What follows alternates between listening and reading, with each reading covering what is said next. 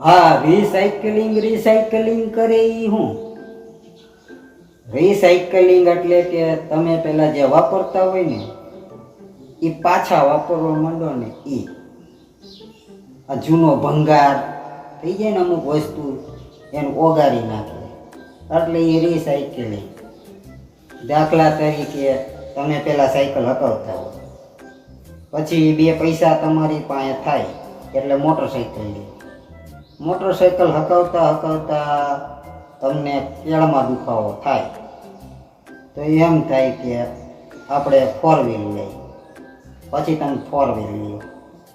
4 wheel લ્યો એટલે શરીર વધે, ખાંડ નીકળે અને ડૉક્ટરને બતાવો તો ડૉક્ટર શું કહે? કસરત કરો, જીમમાં જાઓ, સાયકલ હકાવો.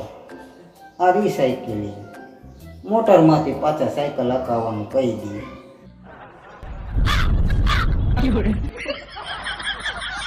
Ha ha ha!